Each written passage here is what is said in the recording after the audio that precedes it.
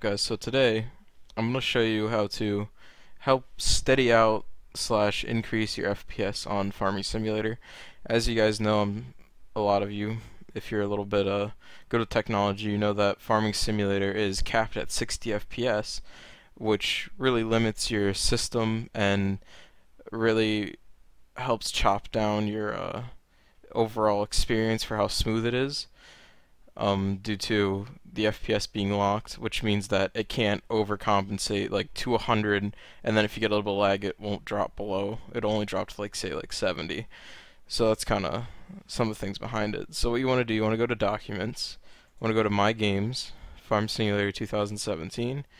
You want to go down to your game.xml file, open it with your notepad. And then you have to go down here. You see where it says development controls, false. You want to highlight this and type in true, then save it. And what this will do for you, if you go into your game and you hit F3, it will unlock your FPS so you get increased FPS and make your game also gets more smooth. It's less likely to drop below 60 FPS, etc. So I'm going to hop into Broadacres and Oakfield Farm, two new and really good maps, especially Broadacres for how intensive it is.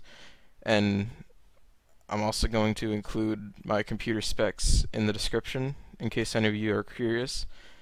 We're playing on my Oakfield Farm game that I just started recently.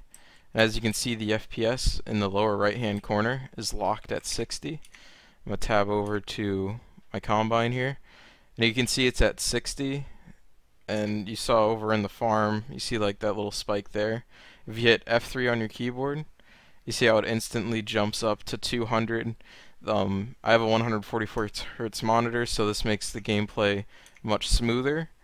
And as you can see, it really can fluctuate between, and will rarely, especially on a map like Oakfield Farm, ever drop below that 60 FPS point, especially if you have a decent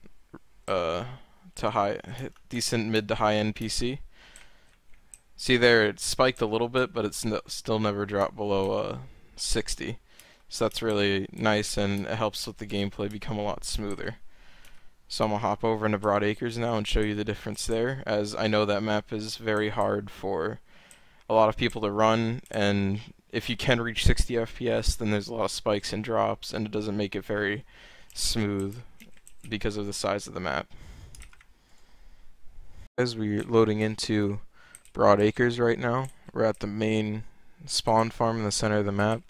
As you can see, 60 FPS. I'm going to tab over to a few vehicles. It's holding pretty well tabbing to vehicles, but once we get up to the town, you can see it kind of spikes and drops a little bit down to 40. 50. Of course, when you're playing, maybe when you're going through the town, it won't be quite as smooth. As I look over to the town, it kind of drops a little bit more. And now if I hit F3, you can see, still look at the town, it still goes down to 50, 60, but of course it smooths out over towards the less intensive sides of the map.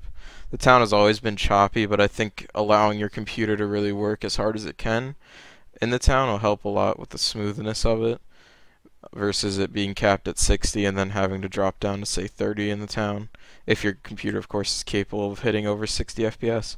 If you don't have a 144 Hz monitor like me, then you getting above 60 FPS, you won't really notice any drops as much as I do, say from like the 200 to 100 area drops due to my frame rate or due to my refresh rate on my monitor. But that's about all, guys, that I wanted to tell you guys about. Again, you hit F3 and I just hit it again there, and you see it lock back down to 60. It's really useful, especially if you have a more powerful PC that you can play on, and especially with these more intensive maps.